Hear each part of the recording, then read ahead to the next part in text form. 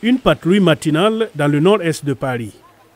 Beaucoup de Parisiens sont partis en vacances d'été, mais ces troupes sont en alerte. Le sergent Yann est à la tête de cette unité de parachutistes en patrouille. Il ne donnera que son prénom pour des raisons de sécurité. On va être vigilant sur tout notre environnement, donc ça va être tous les véhicules qui nous entourent, toutes les personnes qui nous entourent, toutes les menaces potentielles. Les soldats sont logés dans plusieurs endroits de Paris, notamment au camp Mimoum, situé à la périphérique de la ville, qui peut accueillir jusqu'à 4500 soldats.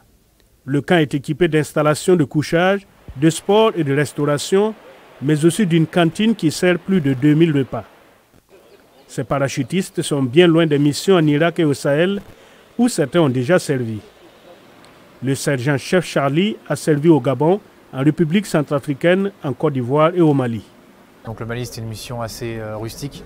On a effectué 3 mois de désert non-stop. Donc c'était plutôt rustique mais très intéressant. Le but de la mission étant de faire de la lutte anti-terrorisme pour notre part dans la région des 3 frontières. Ses collègues et lui font partie de l'opération Sentinelle, une mission de sécurité intérieure lancée pour la première fois en 2015 après les attentats terroristes de Paris. Les soldats font des journées marathon de patrouille commençant à 5 h du matin et se terminant après minuit. Nous devons sécuriser cet endroit où il y a beaucoup de monde, comme une gare ou la Seine, la fan zone.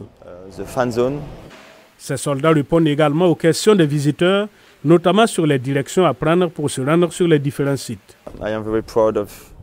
Je suis très fier d'être ici pour les Jeux. Comme vous le savez sans doute, cela fait environ 100 ans que les derniers Jeux olympiques ont eu lieu à Paris. De nombreuses personnes sont satisfaites de cette sécurité renforcée. Bonne idée, bien sûr, oui. Ce sont des troupes qui assurent la sécurité, donc c'est très important en ce moment, bien sûr. Certains de ces militaires espèrent avoir le temps d'assister à des épreuves olympiques. Si ce n'est pas le cas, ils suivront les Jeux à la télévision, comme de nombreux fans de sport dans le monde entier.